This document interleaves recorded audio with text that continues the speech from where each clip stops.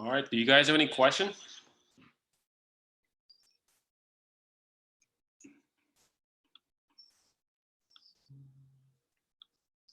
So put it in the chat box. And when I ask you questions along the way, in the participants, there's the yes and no buttons. You can also use those buttons to ask questions or answer my questions.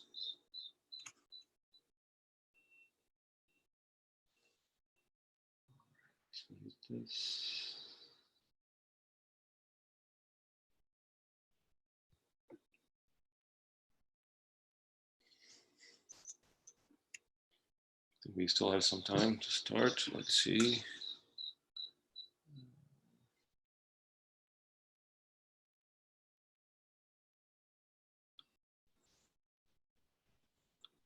All right, that's good.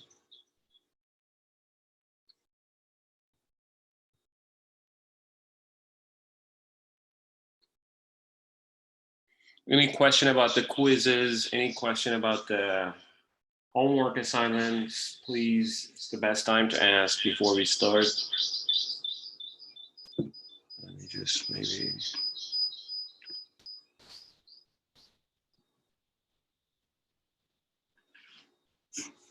Go ahead and put it in the chat box if you have any question.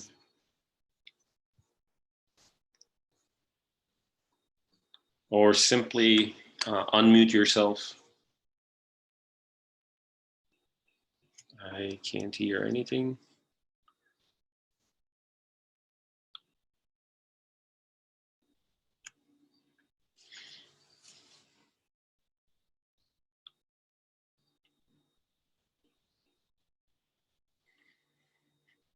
We still have 4 minutes to go.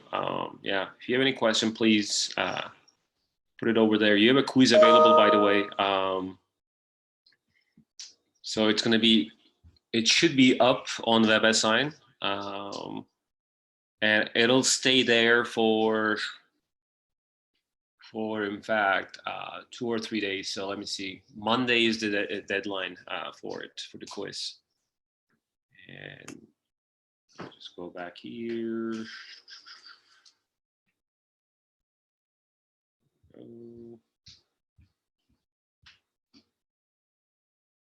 Yep, Monday midnight is the due date for the new quiz. Okay.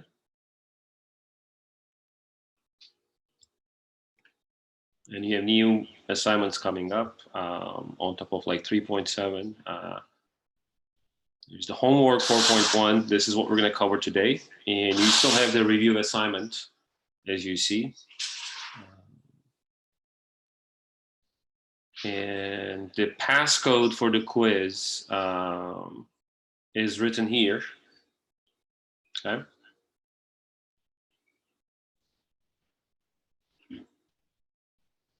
And lecture notes are already uploaded to the system, as you see. You see the YouTube videos here. Also, the recitation leader Tlekback also share the links for the recitation. So if you missed them, all of them are located in the Blackboard module. And just for your reference, we skip 3.8, and you're not responsible for 3.8. And we sort of like jump all the way to chapter 4. Let me just go back here. So all of the sub-modules are already uploaded to the system, okay? And you can start reading lecture notes and everything. All right. Any questions so far for the ones who just checked in? Any question? One more time, you have a quiz to go from now all the way to Monday midnight. And the passcode is already provided in the Blackboard module. Check that. Let's see. Since you guys don't have any question, I can go ahead and start the lecture. All right. So today we're going to cover, chapter 4 is all about applications of the derivative concept. So the first thing that we're going to cover is the extrema on an interval.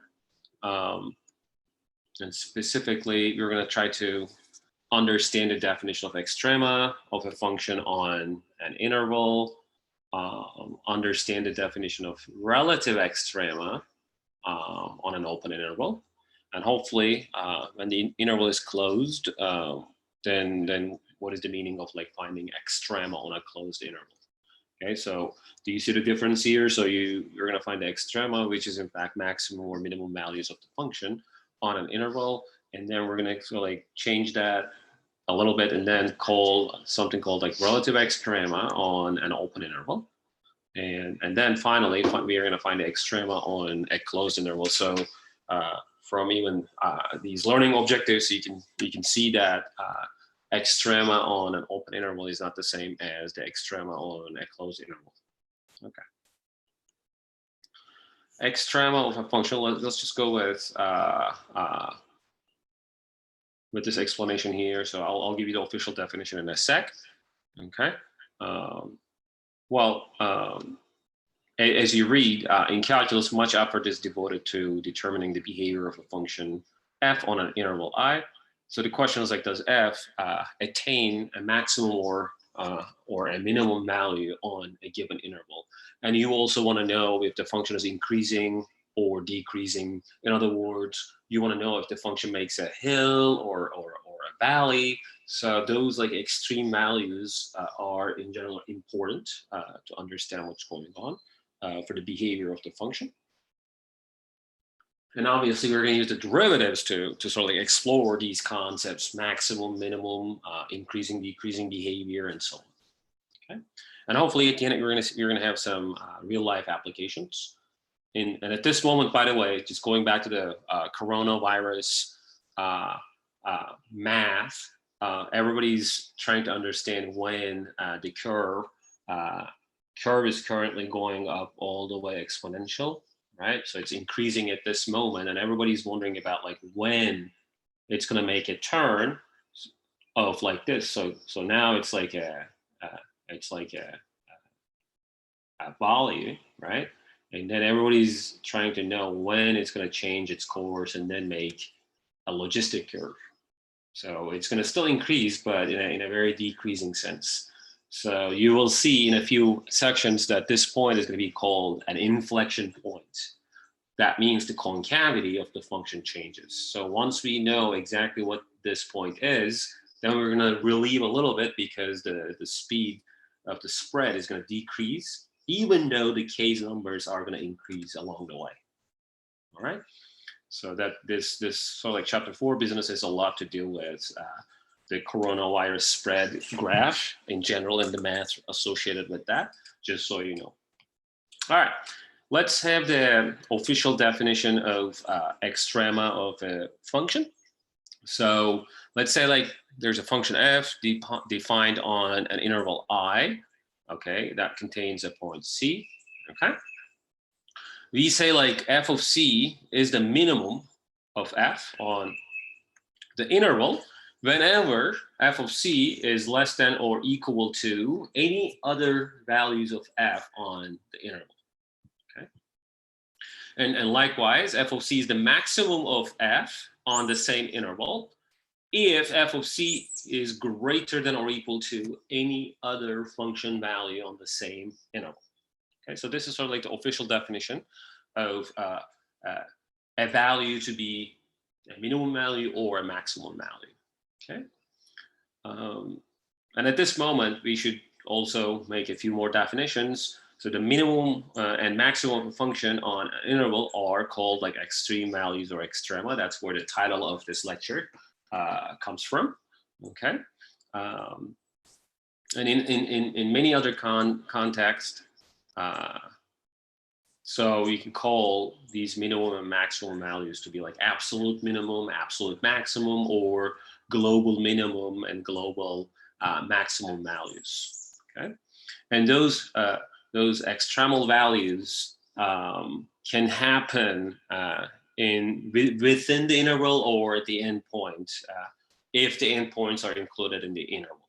Okay, And if it happens at the endpoints, you call those points to be endpoint extrema. So there's a lot of like terminology coming in here. So we have the minimum of f, we have the maximum of f, and we have the extreme values or extrema, right? And then you will hear a lot that you have the absolute min, absolute max, or global min or global max to refer to the maximum or minimum of the functions. And if those maximums or minimums occur at the endpoints, you call those points to be endpoint extrema. Okay, so take this as an official definition of extrema of a function. And I'll start with a few examples here, okay, just for you to sort of like get warmed up with this concept. Okay, so let's look at the function f of x equals x squared plus 1. We're going to consider two intervals. One interval is going to be the closed interval -2, -1 and 2, sorry. And the other one is going to be -1 and 2. So as you see, like these are two completely different intervals because one is closed, the other one is open. And on the closed interval of -1 and 2, the function would look like this. Okay, the function's graph is exactly like this. And this is a nice quadratic, so we know that all quadratic functions are continuous. So it's a continuous graph, and endpoints, as you see, are included. Okay, so those values, in other words, are attained. What are those values? 5, right, and 2, because at this point, 2 is attained. Okay. So then if I ask you the question of like, hey, is there any maximum or minimum value on this interval for this function? What would you answer? So think about it and tell me what the answer could be. Is there any value that is attained by the function for which that value is going to be greater than or equal to any other value that function attains, or less than or equal to any other function value attained? So looking at the graph without doing any math here, well, you see that 5, this value here is attained, and any other function value on this interval, see like function values are dependent on this curve. And as you see, like these are the function values, right? The function takes the value in between 1 and 5 is attained. So 5 is in fact greater than or equal to any f of x, right?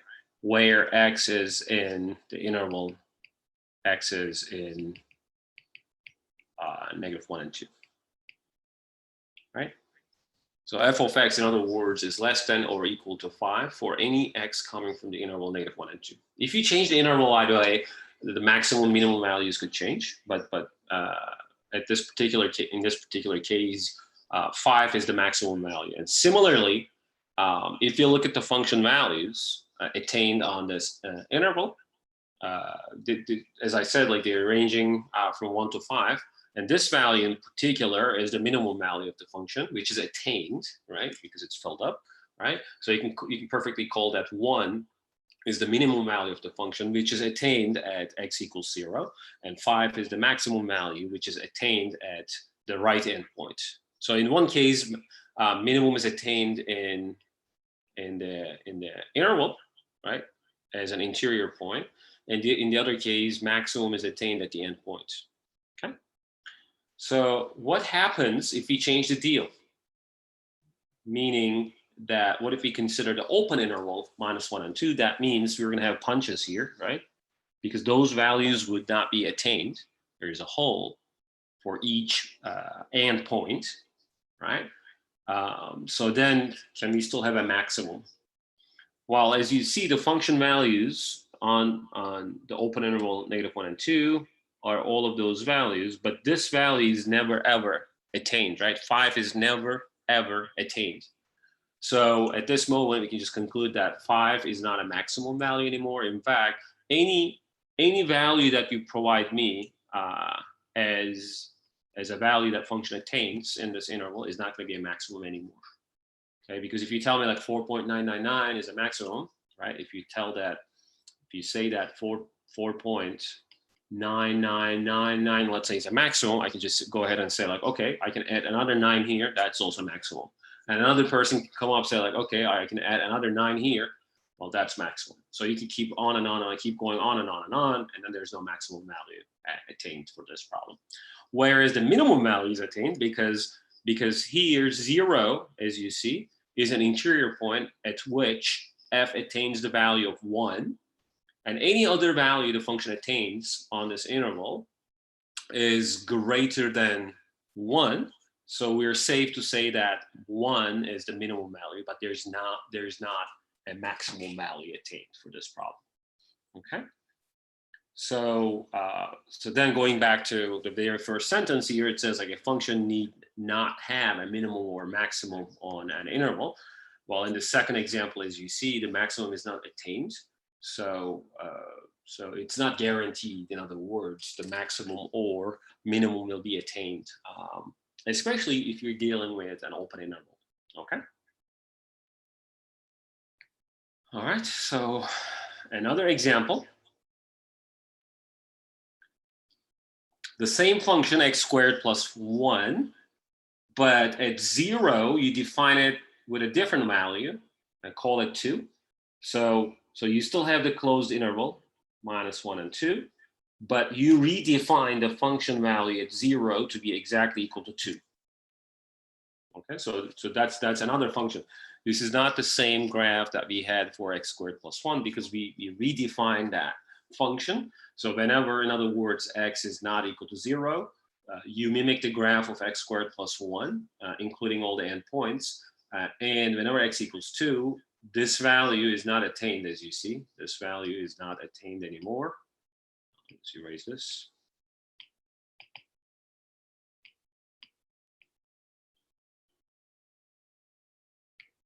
This value is not attained anymore because there's a punch here.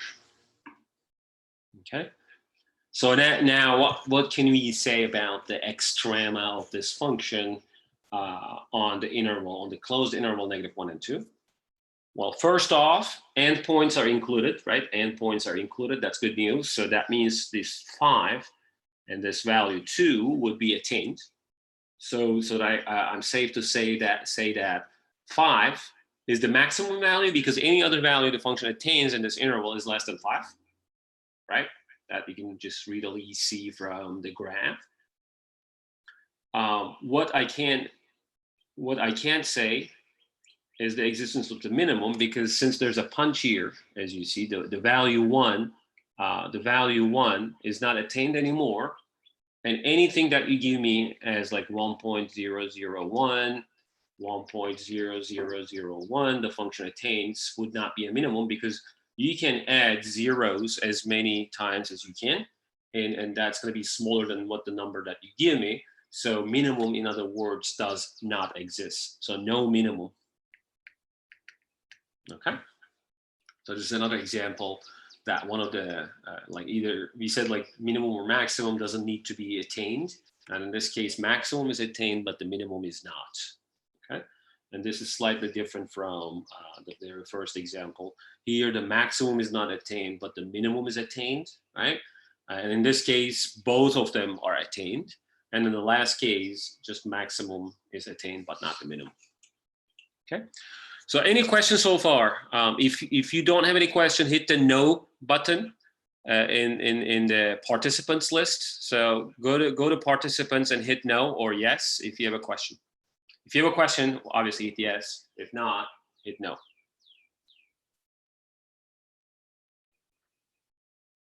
All right.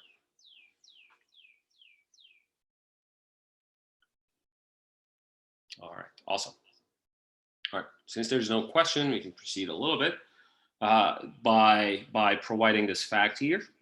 It's called the extreme value theorem. This is something obviously you should put in your formula card in general because it's an important result.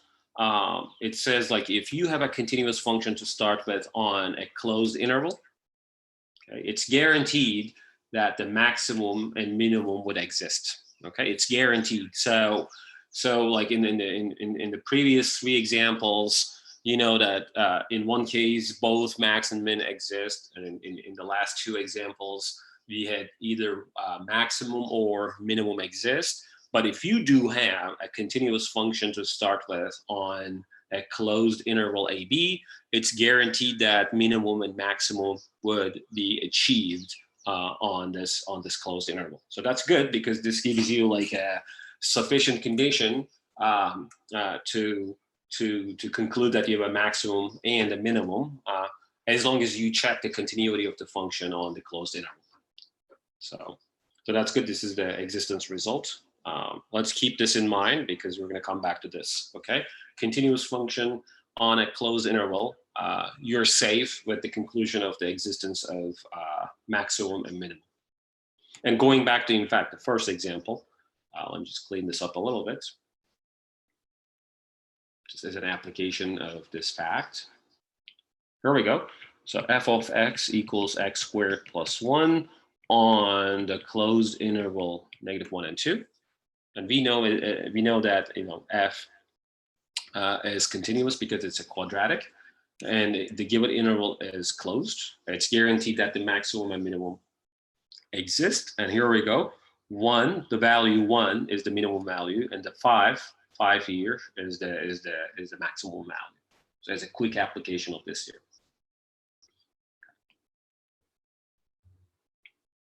So now we're going to talk about relative maximum and relative minimum, and see like what they mean. So when we say relative, you should take it as like local maximum or local minimum. In other words, local extrema. Okay, because the function may have a graph like this, right? And then you can perfectly say that in this neighborhood here, right, this guy makes a valley, so this should be like a local minimum. Or in this neighborhood here, there's another valley here, so that's a minimum achieved, right? So in the local neighborhood of that valley, okay, that's for sure that you have a minimum. And same as here, right? Over this interval here, so you have a maximum, you have a maximum, you have a maximum, because there's hills over there, right? So locally, these guys could be like good candidates for local max and local min.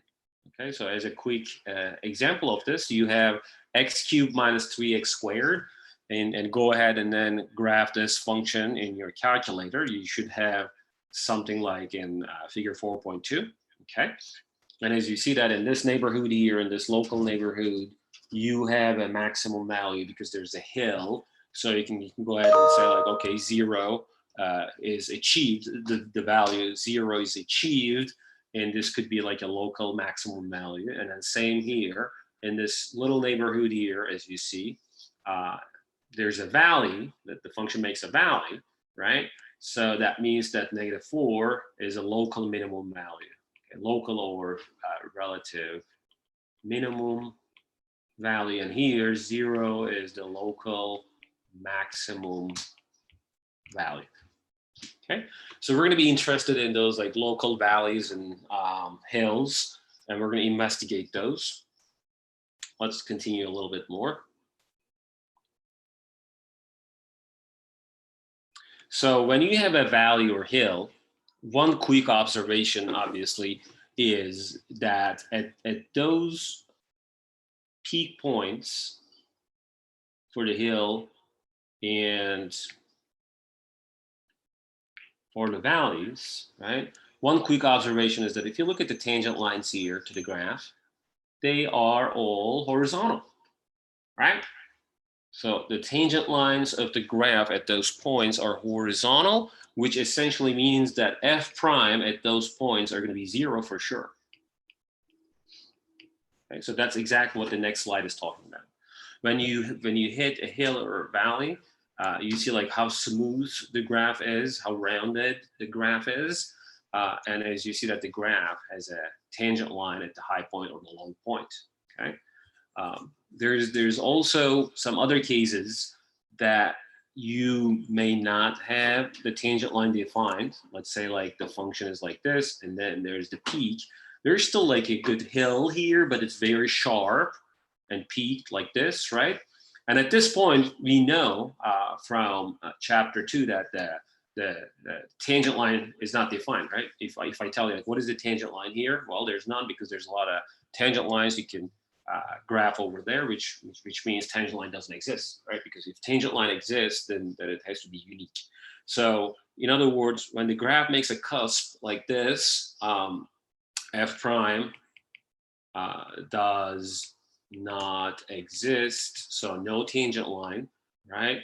So this could be another case that that you have a maximum or minimum. So in other words, you may have two cases. One is a very nice hill or valley, which is smooth and rounded, where f prime is 0 because you have a horizontal tangent line, and or you have a hill or valley which is sharp and peak like a cusp like this, right?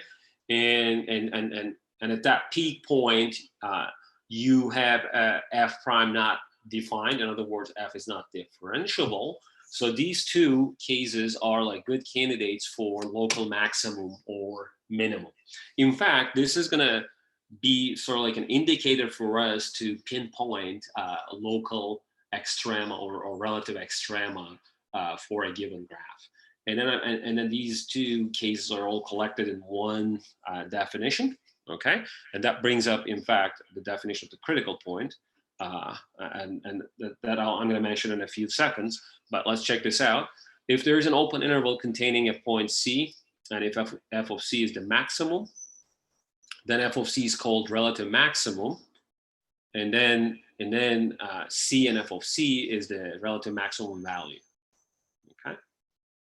If there's an open interval containing C for which f of C is minimum, then f of C is called the relative minimum, and then the relative minimum occurs at the point C and f of C. Okay, so if somebody asks you, like, where does the relative minimum or maximum occur, you're going to provide the full point coming along with that. And if somebody asks you, like, what is the minimum value or maximum value, well, it should be like just f of C. Okay. All right, let me just go ahead and then bring the definition of the critical number first, and I'll go back to those examples again. So here is the definition of the critical number. Let's say, like, you have a function f defined at the point C. Okay. There are two cases. Number one is that f prime of C is equal to 0. And number two, f is not differentiable. So you have two candidates for being called critical points. One is the one that you have f prime to be exactly equal to 0. And second, f prime is not even differentiable at C. So that brings up two cases, as I just mentioned. Either like you have a smooth peak at the hill or valley, smooth low or smooth high, or a very sharp one, right? So here f prime is not f is not differentiable, so f prime doesn't exist. Here f prime is defined. In fact, f prime at that point is going to be 0 because you have a horizontal tangent line at the low or high point here. Okay, so critical numbers occur at two different instances. One of which is f prime is 0, and f prime at that critical point is 0, and the other one is f prime is not differentiable. Sorry, f is not differentiable, so f prime doesn't exist. Okay. And the next fact is just telling exactly what I just said. If f has a relative minimum or relative maximum at the point x equals c, that got to be a critical point. That c guy got to be a critical point, which essentially means that at that point, either f prime should be 0 or f prime should be undefined. Okay, so this sums up exactly what we just talked about. So relative extrema, local min or local max, occur only at critical numbers. Okay, so in the next examples, you will see that if we are looking for critical points, Then we're going to check f prime for that. F prime, the derivative of the function, is going to tell us more about critical points to make the conclusion of the existence of relative extrema. Well, let me just go back to this discussion again, because we have 3 different examples here. Okay, let's just go through those one by one, and then we will have other exercises to go through together. So why don't you stare at the first example where f of x equals 9x squared minus 3 divided by x cubed.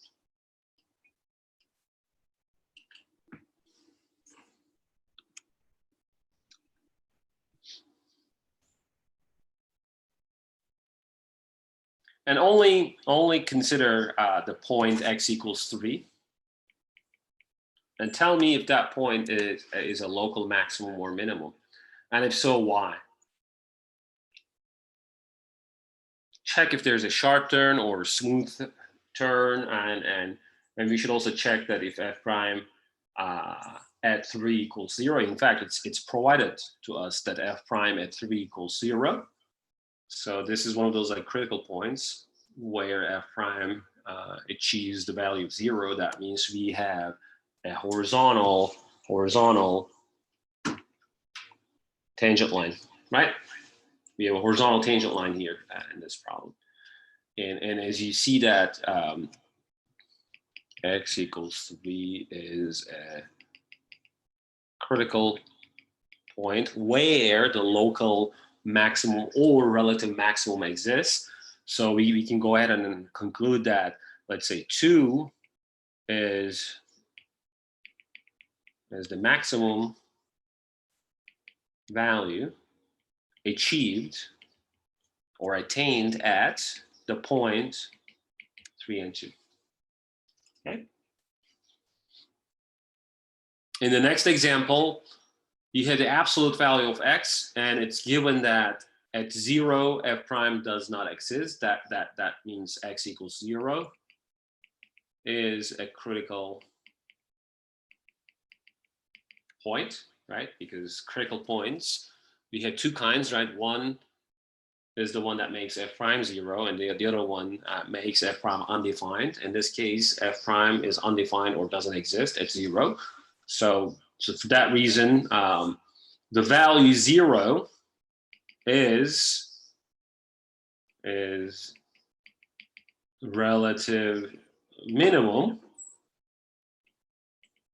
achieved at the point 0 and 0. Remember that you have to sort of like tell me where it occurs and what the value is. And 0 is the value, and 0.00 is where the relative minimum occurs. Okay. And in the last case, as you see, you have the function sine x. Sine, remember, wiggles all the way on its domain. And as you see that at pi over 2 and 3 pi over 2, you have horizontal tangent lines. In other words, f prime at those points are 0. Why? Again, because these are horizontal tangent lines. One is the valley, the other one is the hill, right? And you can go ahead and then you can just say like x equals pi over 2 is a relative maximum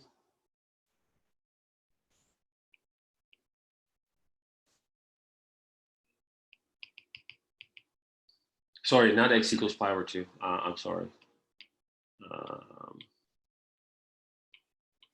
Just scratch this. The value. 1 is the 1, in fact. 1 is a relative maximum achieved at pi over 2 and 1, right?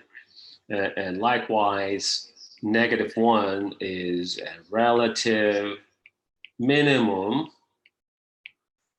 achieved at 3 pi over 2 and -1. And this is the case that you have both relative maximum and minimum, because f prime at those points are both 0, and that means you have horizontal tangent lines at the relative maximum and minimum. Okay. And let's check mathematically why, let's say f prime at 3 equals 0 here for this given function. So that's my next slide. So if you go back here, we first find the derivative of this function by using the quotient rule, okay? By using the quotient rule. Okay, so that's like the derivative of the top times the bottom minus, keep the top, take the derivative of the bottom, right? And all divided by x cubed squared. So at this moment, we expand this out and simplify the top and divide out by x squared in the bottom. And as you see that, if you set this equal to 0, what do you have here? Well, 9 minus x squared equals 0, and that implies that x equals plus or minus 3. Well, this function is not really defined at negative values, especially if you look at the graph of that. So we just grab the plus version of this. And at x equals 3, f prime is 0. And that's why we concluded that we have a horizontal tangent line here. So that makes the value f of 3, which is 2 in this case, a maximum, which is in fact a relative or local maximum. Okay. Any questions so far?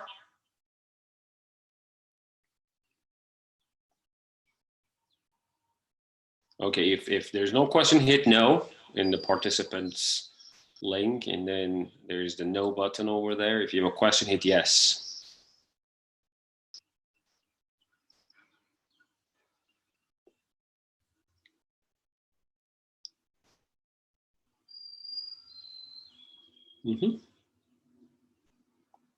All right, apparently there's no question. Just cleared it all. All right, so let's go through the second example that we just visually went through. That was the absolute value of x, right? And then we concluded that we had a sharp turn here, and that makes f prime undefined. But how do you sort of like verify that if you were in the exam? How do you get to the conclusion that f prime is not defined? Well, you check the limits. In fact, two limits, right? Left and right limits.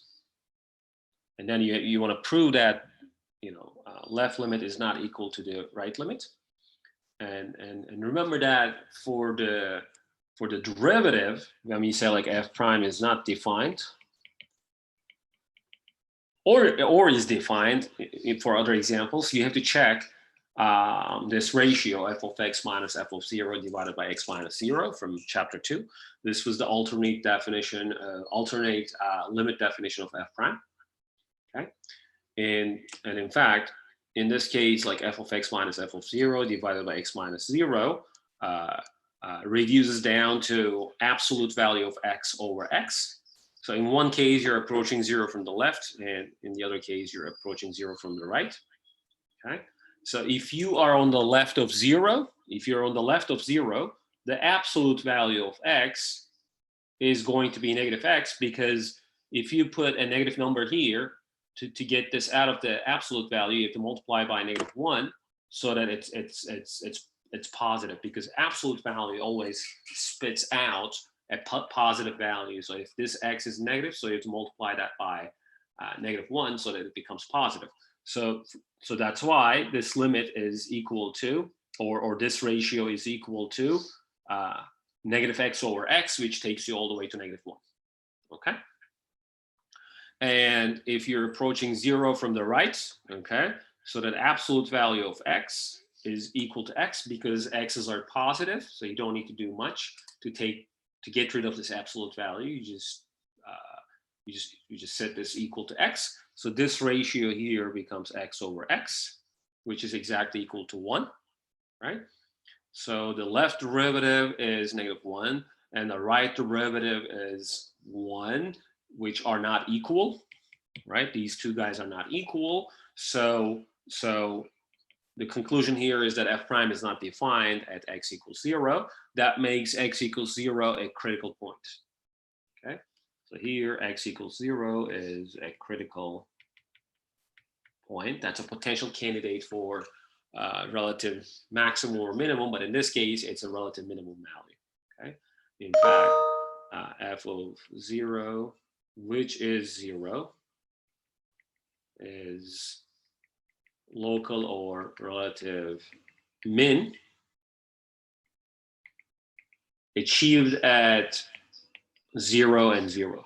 Okay, so this is like the conclusion of the second example. Okay, but again, just going back to the beginning here, so your function is f of x equals absolute value of x. At x equals 0, the derivative doesn't exist, but to show that, let's say like you're in the exam, you want to show that the derivative doesn't exist, you have to check these two limits. Okay, and as you see that two limits, left and right limits, are not equal, and that's enough to conclude that f prime doesn't exist at 0, and that makes x equals 0 a good critical point where a minimum or maximum can happen. In this case, a minimum happens. Okay. And in the last example, we said that we concluded that you have a local max and local min. Let's try to see why that is the case. And as always, we look at f prime. So if you can take the derivative of the function, go ahead and take the derivative, and you don't need to check, or you don't need to use the limit definition. And in this case, the derivative is cosine x.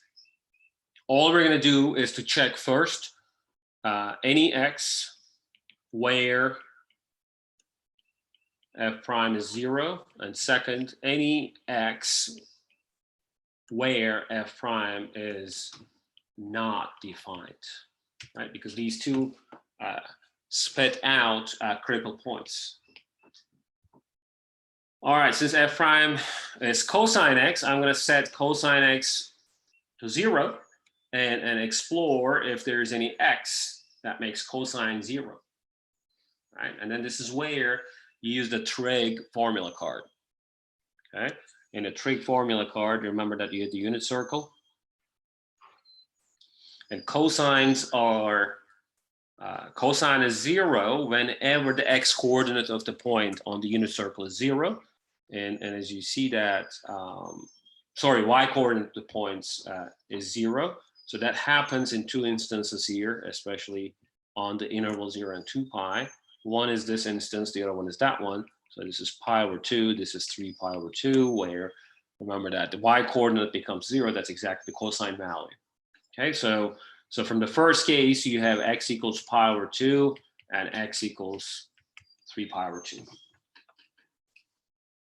And for the second guy here, so any x where f prime is not defined, well, cosine is a continuous function, and cosine x is defined everywhere. So from the second condition, we have no x coming along. Okay, none. So this one is none, whereas this one is pi over 2, 3 pi over 2. And that's why we concluded here that at pi over 2, a maximum is achieved, and at 3 pi over 2, a minimum is achieved. Okay.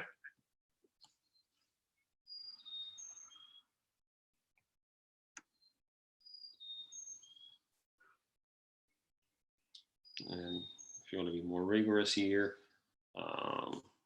as you see that pi over 2 and 3 pi over 2, you have horizontal tangent lines because we have the critical point of the first kind where f prime is 0, and that's the verification of the analysis that we really made in the beginning. Okay.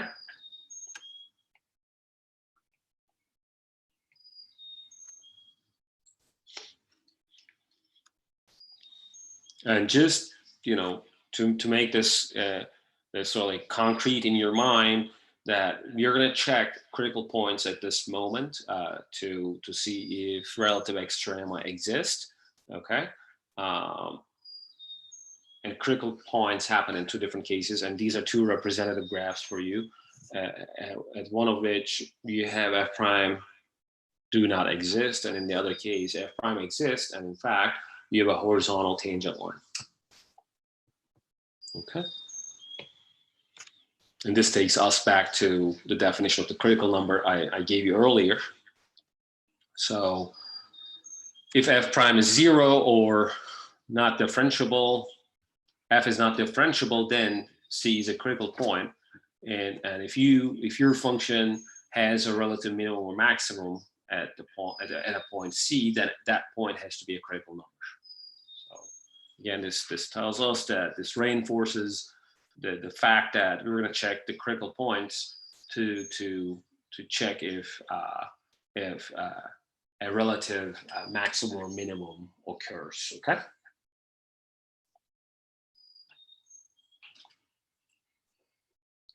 And as I told you earlier, extrema on a closed interval is a different deal. You have more points to check in general. And here is the guideline for that. So from the fact that we just checked that the relative extrema of a function can occur only at the critical numbers, but if you do have a closed interval, you may have also the endpoints where the relative extrema could be achieved. So for that reason, if the original function is given on a closed interval, you're going to check the critical numbers for sure. Okay, so first you're going to look at the derivative and set it to 0 and check or solve for x. And then second, you're going to check if there's any x for which f prime is not defined. So that's how you find the critical points. Once you get down to the critical points, then evaluate the function at the critical points. So we're going to check the function values at those c's. C could be only 1, but could be more than 1. Okay, so you may have multiple points, multiple critical points. Okay, you're going to check the function values. As well, you're going to check the function values at the endpoints. So we're going to look at f of a and f of b. Okay, so you will have a set of function values. So the least of these values would be the minimum, and the greatest of them would be the maximum. Okay, so this is sort of like a good guideline for you. If the interval is open, you don't need to check those. But if it's closed, then endpoints are also candidates for relative extrema. So not only you're checking the critical points, or you're exploring the critical points, but also you're checking the endpoints. And once you have all of those like critical points and endpoints listed, calculate the function or evaluate the function at those points, and the maximum of those values would be relative maximum or global maximum in this case, in fact, and the minimum of those values would be the relative minimum or global minimum. Okay. All right, any question right now before I go through an example? Any question? If there's no question, hit no. If there's a question, hit yes.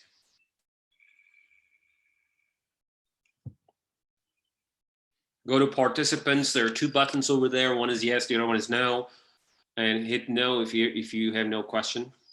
Hit yes if there is a question.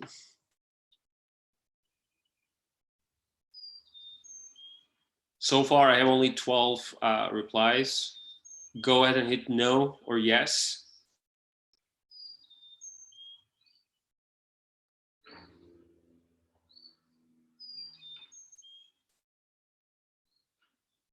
I have only 15 answers so far. Go to participants, hit yes or no over there, please.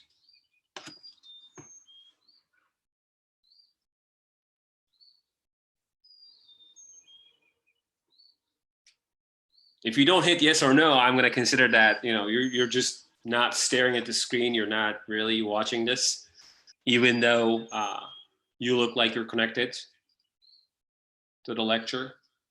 So I'm still missing 4 people: Dylan and James.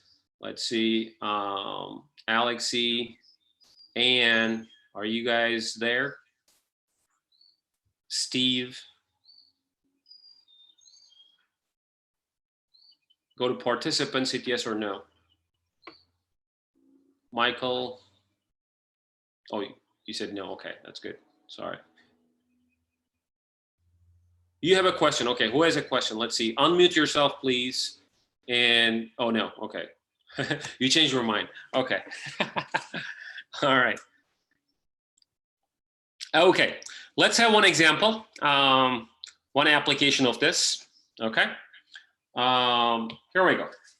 We have a we have a fourth order polynomial, 3x to the fourth minus 4x cubed on the interval -1 and 2. Okay, and we're going to find extrema, right? Finding extrema on a closed interval. So that means I'm going to follow this guideline here. So first thing to go is finding the critical numbers. So for that reason, I need f prime, because critical numbers are all associated with f prime. Here we go. So we're going to use all the rules of differentiation that we learned in chapter 3 to take the derivative of this function. Well, we're going to use the power rule, obviously. So the derivative is going to be 12x cubed minus 12x squared. Okay. Just a simple application of the power rule. Okay. Two different cases, right? One is f prime equals 0, and the other one is f prime is not defined. Okay, we're going to check two things. All right, the first one, well, we're going to set this to 0 and solve for x, right? Solve for x. Okay, let's do it. Well, here 12 and x squared are common factors. Why don't we just like pull that out? So then you have x minus 1. Okay. So this tells me that one root would be x equals 0 and another root would be x equals 1. So these are two solutions. Okay. So that tells us that we have two critical points of the first kind. One is 0, the other one is 1. Okay. That's good. How about critical numbers of the second kind? Is there any x for which f prime not defined? Who's going to answer that question? Who wants to? Unmute yourself simply to answer that question. Is there any x f prime is not defined? Just unmute yourself if you have an answer. Is there any x for which f prime is not defined? Anyone? I think all the points on f prime are defined. Awesome. Thank you, Vanessa. That's true. There is no x for which f prime is not defined. So that means like f prime is defined for all x. Okay, because f prime is 12x cubed minus 12x squared. So no matter what x you plug in, you're going to have something out, right? So in other words, we do not have a critical point of the second kind, but we do have 2 points for the critical point of the first kind. Okay? All right. So let's go back to the guideline. Okay, we got the critical points. So next, we're going to evaluate the critical point. We evaluate f at each critical number. Okay, let's go back here. We have critical points 0 and 1. I'm going to evaluate f at those critical points. Okay, so here we go, f of 0 and f of 1. And who is f again? F is 3x to the fourth minus 4x cubed. So in one case, you're going to look at f of 0. In the other case, you're going to look at f of 1. Okay. One gives you the value 0. The other one gives you the value -1. Okay. That's good. Check mark for number 2. So number 3, we're going to evaluate f at each endpoint. Here we go. We have the endpoints evaluated, f of -1 and f of 2. for the same function, right? F of x equals 3x to the fourth minus 4x cubed. Okay, one spits out the value of 7, the other one is 16. And finally, the least of these values is the minimum, and the greatest is the maximum. Okay, let's go here. Who is the least? Well, least looks to be like this, -1, right? The value -1 would be the least, and 16 would be the maximum, the greatest, right? So what is the conclusion then? So then -1 is the maximum achieved at 1 and -1, and 16, sorry, this is the minimum, right? I'm sorry.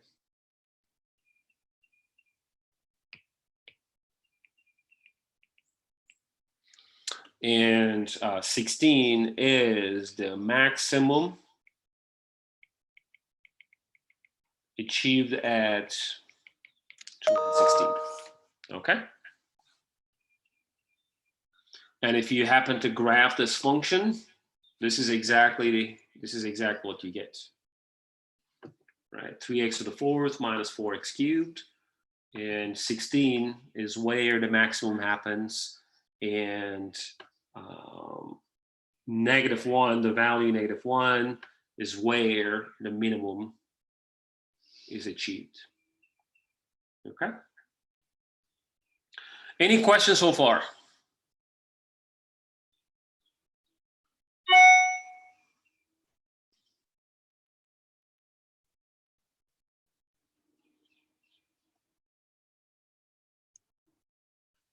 All right, I have 8 answers, 9, 10, 11. Okay, everything looks to be smooth. Thanks for the feedback. Okay, since there's no question, I am going to conclude with one remark here. As you see that x equals 0, even though it's a critical point, it didn't yield any maximum or minimum, as you see, which is okay, because not every critical point is going to yield a global maximum or minimum or relative maximum or minimum. That's okay. So the converse of theorem 4.2 is not true. So let's go back and check 4.2 again. So if C is a critical number, it doesn't mean that you have a relative maximum or minimum. Okay, one more time. If there is a maximum or minimum, we know for sure by this fact that C guy has to be a critical number. But if C is a critical number, it's not guaranteed that we're going to have a maximum or minimum. And a good example of that is this function here, and 0, as you see here, 0 is a critical number for which there is no maximum or minimum. Okay. So here is the final shot here. The critical numbers of a function need not produce relative extrema. Okay. They will potentially produce something, some relative maximum or minimum, but at the end of the day, you may have nothing as well. Okay. So today we just covered what? We understand the definition of extrema of a function on an interval. We understand the definition of relative extrema of a function on an open interval, which in fact, it's sort of like boiled down to the existence of critical points. Right, so we're going to check critical points to see if a relative extrema happens. And if you have a closed interval in particular, on top of critical points, you have the endpoints. So endpoints came into the discussion to find the relative extrema. And in fact, as you see here, you have a guideline, and you're going to probably follow this through in the homework assignments. Then you're going to first find the critical points, evaluate the function at the critical points. We're going to check the endpoints if you have a closed interval. And then you will have a list of function values. The maximum of that would give you the maximum value, and then the least of these values would provide you the minimum value. Okay. And remember that you have a quiz available right now on WebAssign. The passcode is already provided in the Blackboard module. And the quiz is available till Monday midnight. And make sure that you provide your written feedback for certain questions specified in the quiz. Read the instructions first. And I think that ends this lecture if you do not have any question. So if you have a question, this is the best time to ask. While you answer if you have a question or not, also here's the announcement. Videos are all loaded to YouTube, and I provide you the links to that. So if you haven't subscribed to my YouTube channel, do it. And time to time, I'll go back to this Instagram quizzes to give you extra credit. Okay, so make sure you're also in my Instagram. Okay. So what I'm trying to say here, let me just go back to Zoom. Okay, hold on before you go. There we go. This is sort of like my all